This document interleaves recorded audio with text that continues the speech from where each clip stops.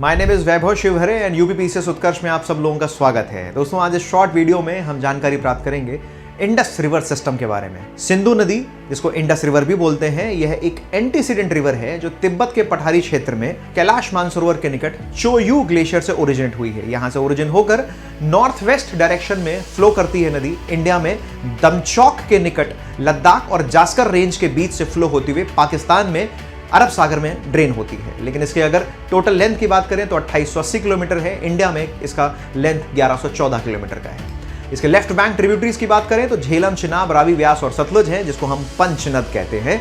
लेकिन अगर right bank tributaries में मोस्ट इंपॉर्टेंट रिवर है श्योक रिवर, जो काराकोरम और लद्दाख रेंज के बीच में फ्लो हो रही है। इसके अलावा काबुल, कुर्रम, तोची, गोमल, जास्कर इसकी अदर ट्रिब्यूटरीज हैं। दोस्तों, सिंधु के बाद अगली इंपॉर्टेंट रिवर है झेलम, जिसका ओरिजिन कश्मीर में शेषनाग के निकट वेरीनाग से हुआ है और यहां ये वुलर झील्स के प्रवाहित होते हुए भारत और पाकिस्तान के बीच की प्राकृतिक सीमा बना रही है और जाकर पाकिस्तान में चेनाब नदी में मिलती है। तुलबुल हाइड्रोइलेक्ट्रिक पावर प्रोजेक्ट इसी नदी पर बना हुआ है। किशन गंगा इसकी ट्रिब्यूटरी है पाकिस्तान में, जिसको नीलम नदी के नाम से जाना जाता है। इसके बाद दूसरी इंपॉर्टेंट नदी है चेनाब रिवर। हिमाचल प्रदेश में बारालाचाला दर्रे से ओरिजिनेट होती है। वहां इसको चंद्र और भागा दो इसकी नदियां हैं जहां से मर्ज होती है और वहां से प्रवाहित होते हुए पाकिस्तान में सिंधु नदी में जाकर मिल जाती है। दुल्हस्ती, बगलिहार और सलाल जैसी परियोजनाएं चेनाब नदी पर बनी हुई है। इस तंत्र की अगर देखें तो सबसे लंबी सहायक नदी यही मानी जाती है। चेनाब के बाद अगली नदी है रावी। रावी का ओरिजिन भी हिमाचल प्रदेश में रोहतांग दर्रे से हुआ है।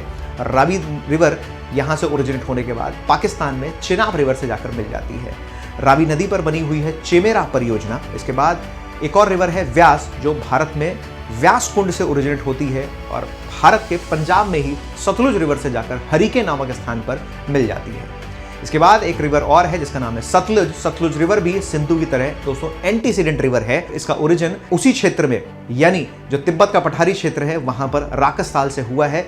सतलुज रिवर यहां से प्रवाहित होती हुई शिपकिला दर्रे से भारत में एंटर करती है और पाकिस्तान में जाकर सतलुज रिवर चेनाब से मिल जाती है। इसी सतलुज रिवर पर जहां पर रावी नदी और जहां पर व्यास और सतलुज नदी दोनों मिल रही हैं, यहां पर बनी है इंदिरा गांधी नहर और इसके अलावा इसी सतलुज नदी पर बना हुआ है भाखड़ा नागल जैसी महत्वपूर्ण परियोजना। दोस्तों, Sindhu river system important river system है जो इस पूरे रीजन को एग्रीकल्चर पॉइंट ऑफ व्यू से बहुत इंपॉर्टेंट है। साथ ही साथ हाइड्रो इलेक्ट्रिसिटी के पर्पज से भी ये पूरा रिवर सिस्टम बहुत इंपॉर्टेंट है।